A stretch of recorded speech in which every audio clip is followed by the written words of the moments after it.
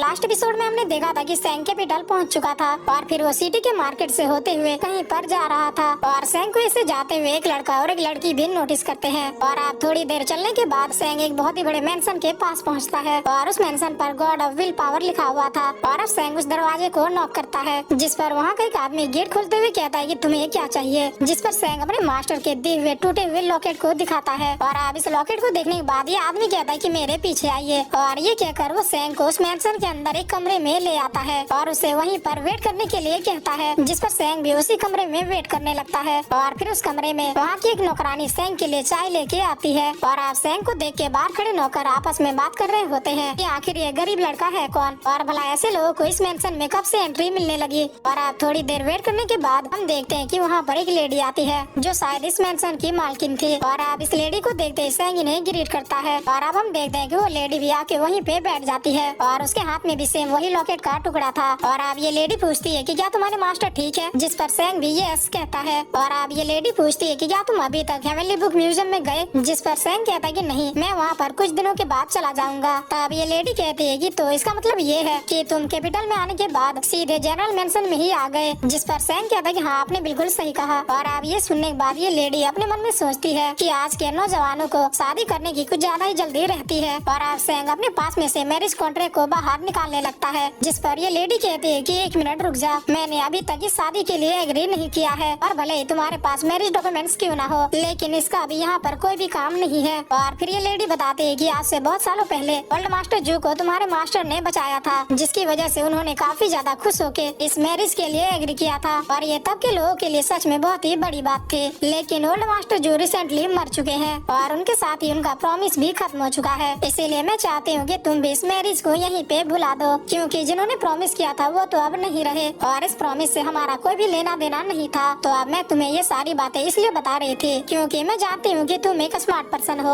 और इसीलिए तुम्हें जो भी चाहिए वो मैं देने के लिए तैयार हूँ, बस इसके बदले तुम्हें इस शादी से इनकार करना है। जिस पर सैंग पूछता है कि लेकिन आप ऐसा क्यों चाहती हैं? तब ये लेडी कहती है कि क्या तुम्हें समझ में नहीं आ रहा कि तुम कभी भी मेरी बेटी के लायक तो नहीं हो सकते, क्योंकि तुम और तुम्हारे मास्टर बस एक मामूली से फैमिली से बिलोंग करते हैं और तुम लोगों का कोई भी बैकग्राउंड नहीं है। लेकिन मेरी बेटी एक गोल्डन चाइल्ड है, वो भी रॉयल डिवाइन जनरल मेंशन की, और इस मेंशन में उन लोगों को एंट्री तक भी नहीं दी जाती है जिनके पास कोई रॉयल बैकग्राउंड ना हो। तो इसीलिए अब तुम समझ गए होगे कि आखिर क्यों मैंने तुम्हें अपनी बेटी के लिए रिजेक्ट किया। जिस पर सैंग कहता है कि यस मैडम, मैं सब कुछ समझ गया। अब ये लेडी कहती है कि वेरी गुड, मुझे तुमसे यही उम्मीद थी। और फिर ये लेडी कहती है कि अब बताओ मैं तुम्हारे लिए क्या कर सकती हूँ, जिस पर सैंग कुछ भी नहीं कहता है। अब ये लेडी कहती है कि तुम्हारे सामने जो चाय पड़ी है वो इस कैपिटल की फेमस बटरफ्लाई चाय है, जिसकी 1 ग्राम की कीमत 4 सिल्वर कॉइन से भी कहीं ज्यादा है। और जिस कप में तुम्हें ये चाय दिया गया है उस कप की कीमत 10 गोल्ड कॉइन से भी कहीं ज्यादा है, लेकिन अभी तक तुमने उस चाय को टच भी नहीं किया है, जिसका सीधा मतलब निकलता है कि तुम अपनी औकात जानते हो। आखिर तुम और तुम्हारे मास्टर ने ये सोच भी कैसे लिया कि इतने लो क्लास फैमिली से होने के बावजूद भी बस एक प्रॉमिस की वजह से हम अपनी बेटी की शादी तुम जैसे लोगों से करवा देंगे। और आप काफी देर इस लेडी की बातें सुनने के बाद सैंग कहता है कि मैडम, मेरे ख्याल से आपको कोई गलतफहमी हुई है, क्योंकि मैं यहाँ पर शादी करने नहीं बल्कि खुद इस शादी से इनकार करने आया था। और आप ये सुनकर ये लेडी कहती है क्या? जिस पर सैंग कहता है कि मैं खुद इस मैरिज कॉन्ट्रैक्ट को यहाँ पे तोड़ने के लिए आया था, लेकिन अब मैंने अपना मन बदल लिया है और अब मैं वही करूँगा जो मेरे मास्टर ने करने के लिए कहा था। और ये कहकर सैंग वहाँ से चला जाता है और इधर सैंग की बातें सुनकर इस लेडी के हाथ से चाय का कप भी छूट जाता है और वो बहुत ही शौक होके बस सैंग को ही देख रही थी।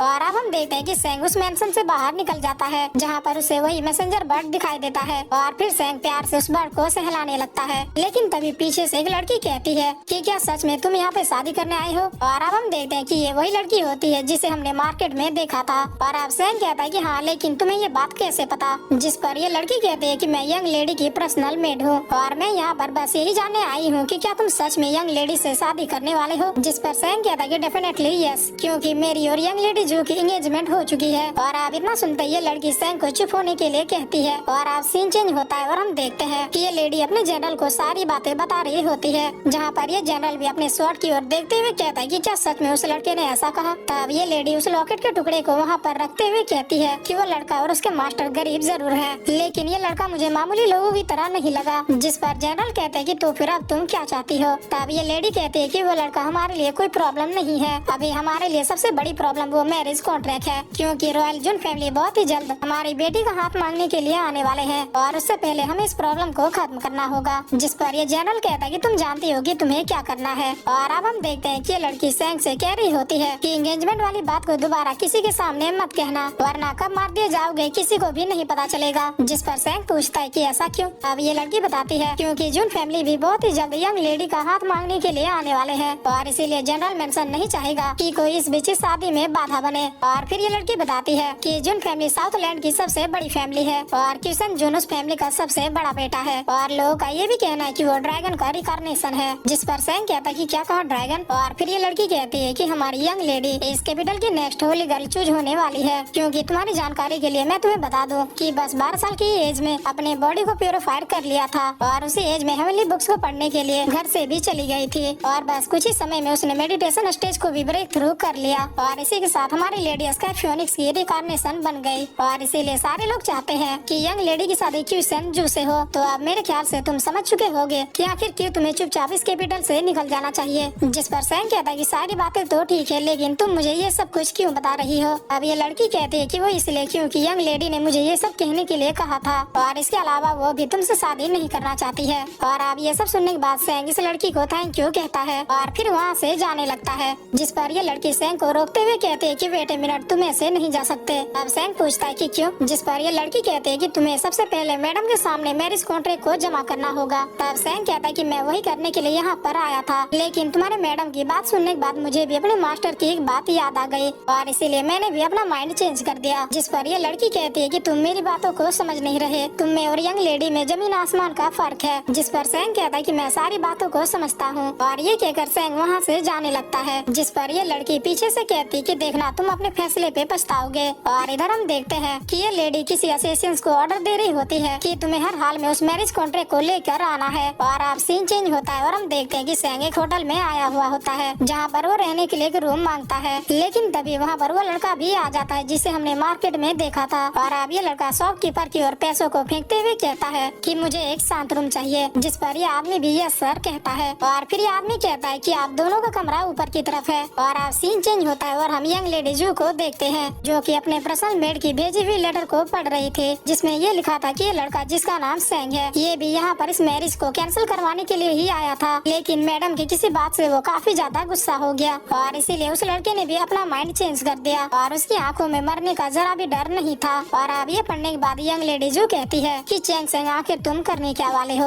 और अब सीन चेंज होता है और हम सैंग को देखते हैं जो कि बुक्स को पढ़ रहा था, लेकिन तभी हम वहाँ पर किस असिस्टेंट को दौड़ते हुए देखते हैं और इस बात का पता इस लड़के को भी लग जाता है जो कि सैंग के बगल वाले रूम में था। और अब ये लड़का अपना खाना पीना छोड़ के सीधे अपने स्वॉर्ड को उठा लेता है और अब सैंग को भी पता चल जाता है कि कोई उसकी ही तरफ आ रहा है, इसीलिए वो भी मोमबत्ती को फूंक के सीधे खड़ा हो जाता है। और अब तभी हम देखते हैं कि वो असिस्टेंट सैंग के पीछे आ चुका होता है। जिस पर सैंग पूछता है कि क्या तुम्हें जनरल मेंशन ने भेजा है। तभी असिस्टेंट सैंग को सीधे एक पंच मारता है जिसकी वजह से सैंग वहीं पे गिर जाता है। और फिर असिस्टेंट अपने स्वॉर्ड को सैंग के ऊपर तनते हुए कहता है कि अगर जीना चाहते हो तो फिर चुपचाप वो कॉन्ट्रैक्ट मेरे हवाले कर दो। जिस पर सैंग कहता है कि मेरा अंदाजा तो बिल्कुल सही निकला। और अब तभी हम देखते हैं कि वहाँ पर दरवाजे को तोड़ते हुए वही लड़का आ जाता है और बहुत ही आइकॉनिक पोज में वहाँ पे आके खड़ा हो जाता है, जिसे देखकर ये असिस्टेंट कहता है कि दूसरों के मामले में मत पड़ो वरना तुम भी मारे जाओगे। जिस पर ये लड़का कहता है कि मुझे फाइट करना बिल्कुल भी पसंद नहीं है, लेकिन क्या करूँ जब मैं किसी और के हाथ में स्वॉर्ड देखता हूँ तो फिर ऑटोमेटिक मेरा स्वॉर्ड भी मेरे हाथ से चलने लगता है। और ये कहकर ये लड़का भी अपने स्वॉर्ड को निकाल लेता है और सीधे उस असिस्टेंट के ऊपर अटैक करने के लिए बढ़ जाता है। और अब यहाँ पर इन दोनों की काफी अच्छी खासी फाइट होने लगती है, जहाँ पर कहीं न कहीं ये लड़का ही ज्यादा भारी पड़ रहा था। और अब इस लड़के के वार से ये असिस्टेंट दीवार तोड़ते हुए बाहर निकल जाता है